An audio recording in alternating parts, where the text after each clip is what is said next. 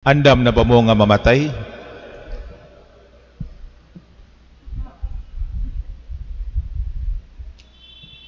Kamo mangutana tingay nako. Sumbalik ikaw andam na.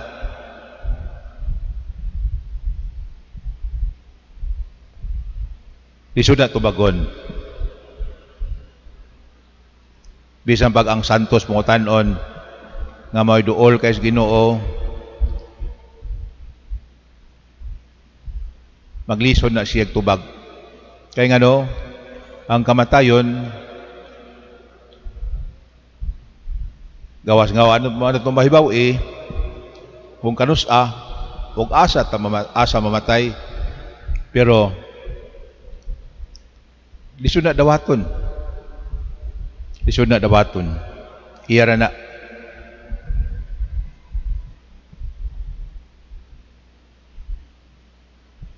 Bisitahan ko sa una sa akong classmate dito sa lugar nga gi-assign na niya nga ako na-assign pod gawa sa tong nasod Guam. Mingon siya, isubmit na ba ka sa imong last will and testament? Kami mga nga pari, we're asked to write our last will. Sulog sobre, silyuhan. Or imo yung i-close og maayo. Nya ibutang dito sa opisina sa obispo. Alphabetical man na dito. From letter A to letter C. Ni kamatay,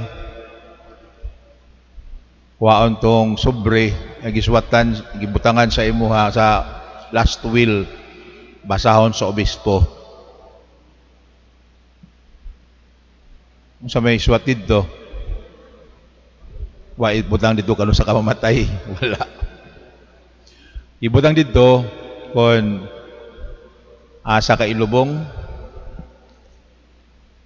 kinsay mo palubong, o kining na ay mga butang nga imuha, asa ni paingon. Kinsa mga tawhan na ang mo dawat ni ini. Simple kayo, no? Aron husay. Mingon siya, nako, tambag na ko nimo, mani ang sulti. Sulti nga tambag nga rin ako. Mamatay gani ka, pagpa-cremate,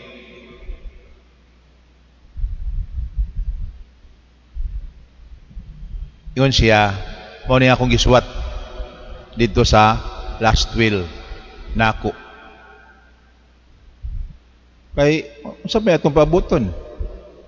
Kinsa pa may atuang unsa pa may atong langayan? Suwat na to. Nga pumamatay karong adlaw, pilubong the following day. Ako na encourage ko niya. Kay may yang isulti na ako basta mo bisita siya ngadto sa akong parokya. Akong giswat pod. Sa dihang niuli na siya dinhi dito sa Manila na-assign. Mingon siya nako. Nawag siya nako dito. Akong papa namatay. Yamoy akong gihimo. Kaya ako may paminawon na mga igsuon, kag may pari. Nga atong papa, di lang nato dugayon. O haya, ano, namatay siya karon og mahaya another day. So mga ikatulong adlaw. So kad namatay, so iyahang pa-cremate. Huwag yung gisulti siyang mga igsoon. 5 sila. Kinsay gusto ninyo nga mo paistar ni Papa dias ninyong balay? Kuha Kung gusto mo nga si Papa mo istadiha sa simana o sa kabuan, unya dayon lain na pong igsuon nga gusto nga si Papa mo istadiha sa ilhang balay, sa inyong balay, napaistara. So si Papa, bisag patay na, makasuroy-suroy. Kung iyan ang gihimo, iyan ang gihimo. 3 years ago, namatay siya. Akong classmate, namatay. Kaya taga-Dalagit man siya, ikas Manila, gidya siya sa Dalagit. Mga igsuon na hibaw, kaya gipahibaw man sa obispo. Namaw ni, ang gusto sa inyong igsuong pari, nga ipakrimit na yun siya, human sa kamatayon. Pinakinhalang paabuton pa, following day o another day, kay aron bilaran, aron butangan di haglata, tangang limos. Wala. Cremate, diretso. Pero, wa sunda sa mga igsuon. Wa sunda. Ang unsay gisulti niya dito sa last will niya. Gihaya siya dito sa parokya, sa Dalagit, balik usa ka semana. Mga kaliwat, mga kaila, mga classmate kapari, nangadto, nagmisa. Tayo usa, nakauban na mo, ningon, klaro kayo ang iyang gusto sa iyang last will nga gisuwat. Nga, magpakremate siya. Wa tumana ninyo nga mga managsuon nga buhi. Ina lang si Father George, kiha lang namo Father George, kay wa tumana ang imong gusto. Komedya ra gud to. Di naman na makain mo ang patay. Ako misunod niya, kay kami lagi suod, classmate. Unya, dinhimi, gi-ordain, June 16, 1993. So, dinhi ko nagsugod pagkapari sa Guadalupe. Hopefully, anisad matapos akong pagkapari. Tingali pa kamatayon, retire siguro. Kaya 28 years na ko, niyadong June 16. Unya, pila katuig paaboton, ay mong 30 katuig, ubay-ubay na tingay na.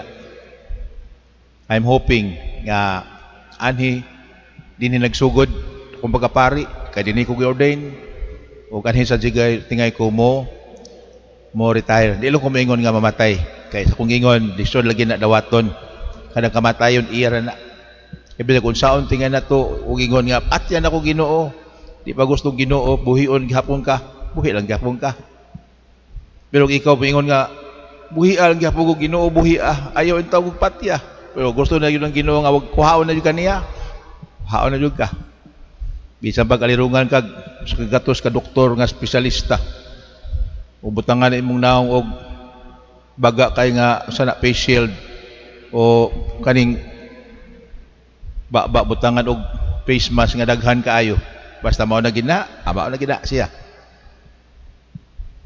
So mao na siya nga I started to experience nervousness kung mahisigot ko og kamatayon. Kaya nga no, basin unya ako mapariha ko sa akong classmate nga wa tumana ang iyahang last will.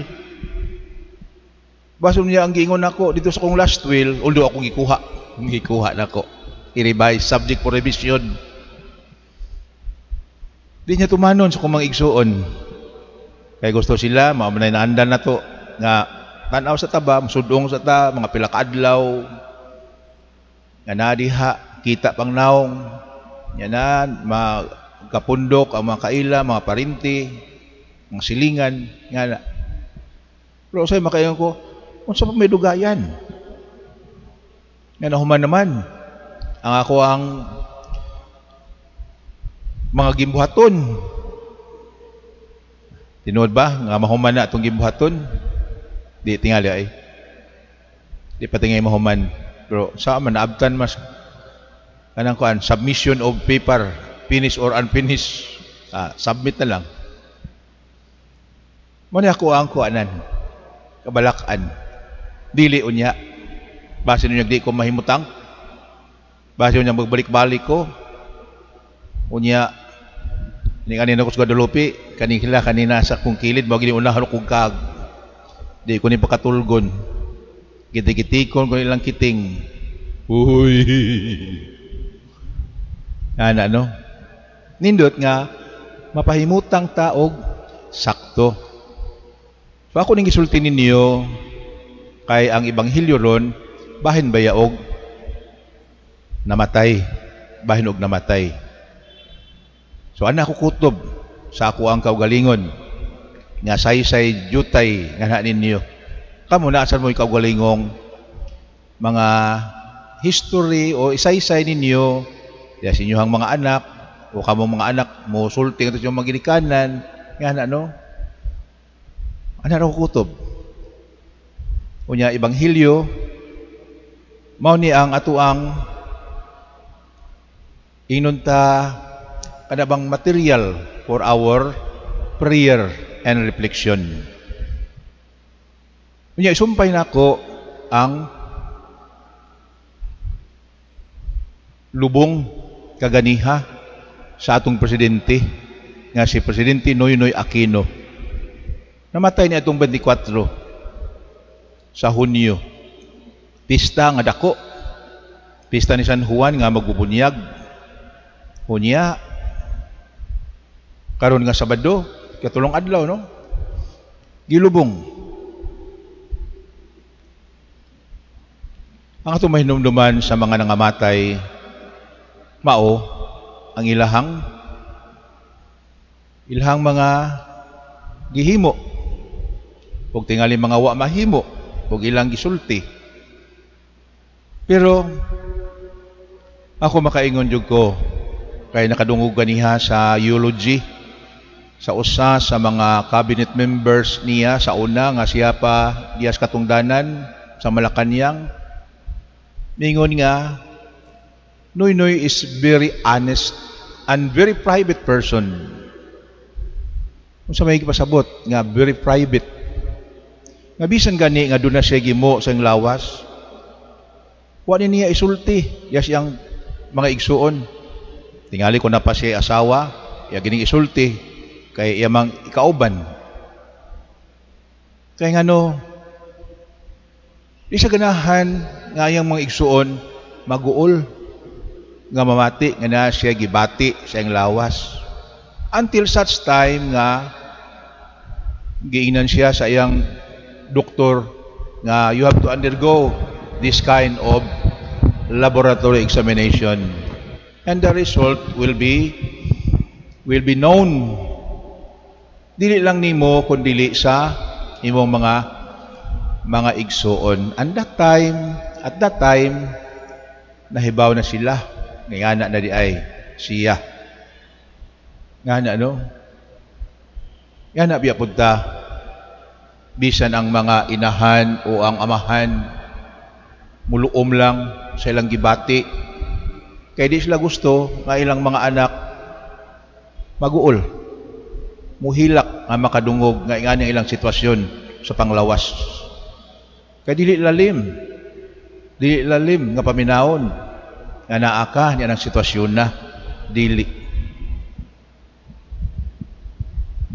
Unya sa iyahang inunta pagdala sa nasod kay lagi siya may kinadak-an o ranggo ng tangpunga sa mga tao nining nasura bisan doon na siya mga sayop pero iyag yung gipaningkamutan nga maserbisyuhan niya ang makatauhan. Mao nga iyang gihimo ingon siya, you are my boss. Kayo ang boss ko. Kamo oy akong amo, kamo makatauhan. Bisan ganig pari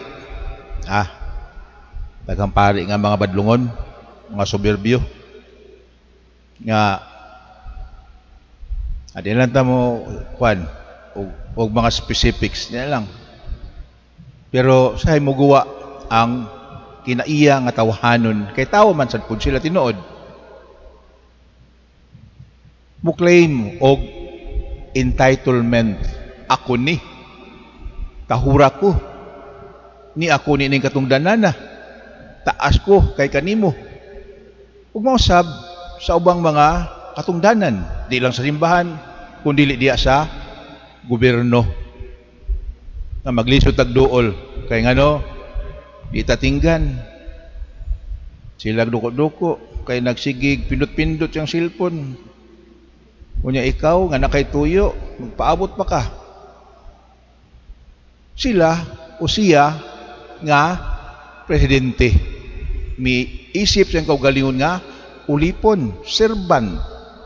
Anto mi mao ginay nindot kay sila gihatagan og gahom, kami pari gihatagan gahom, not to rule but to serve.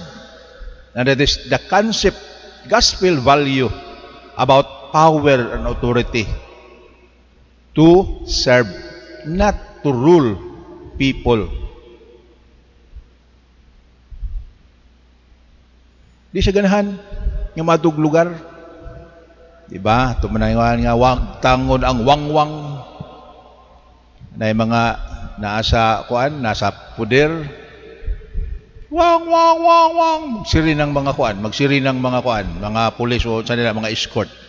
Kaya ron ang mga tao intong mga uyamot mo kadaplin. Aron mo iksina, dili na mao. Tungod kay naata ning katungdanana magpapopular ta. Dili ngano na may Ginoo nga nagtan-aw nga maoy mo reward sa ato ang maayo ug nindot nga gibuhat ngadto sa uban. Kay mas nindot nga ang Ginoo may mo reward nato kaysa ang mga tao mupakpak nato, mudayeg nato. Dili na. Kay ultimately kita asa man ta paingon ning kinabuhi mamatay ra gihapon ta. Mamatay ta. Madugay og madali. Sa minteryo gid ta pauli. Mo na nakaingon ko nga akong gi-relate ba. We are going to elect new batch of leaders coming May 2022 election. And I am praying and hoping that these leaders that we are going to elect nga nauntay birtud sa pagka-honest. Kana bang mutan-aw unsay kayuhas mga tao. Walay issue about corruption. Walay issue about dili maayo. Nga kaniya. About killing. Wala unta. Kaya ngano, kita mao may serbisyuhan. Kita mga katawhan. May mga boss. Because we are paying them through our taxes. Muni siya atong mga pag-ampo. Alang nato, alang sa mga nagduma nato, nga naunta ang grasya ug panalangin sa Ginoo nga na kaniya, nga nila nga tinudanay sila nga moalagad ug motan-aw alang sa kayuhan natong tanan, kaluwasan nato. Kung sa may mga kalapasan, mao ni ang ato ang pangayoon sa Ginoo nga pasayloon. Ug nga ang igsoon nato nga ni alagad isip pangulo sa nasod nga mitaliwan na siya dadon ngadto sa bakan sa ato ang Ginoo ug hatagan sa atong gipangandoy dinis kalibutan, kalipay o kalinaw. Manindog palihog atong ipadagatong pagtuo. Nagatuo kami sa usa ka Dios, ang Amahan, ang makagagahom sa tanan, magubuhat sa langit ug sa yuta, ug sa tanang mga makita ug di makita, nagato kami sa usa ka Ginoo si Jesu Kristo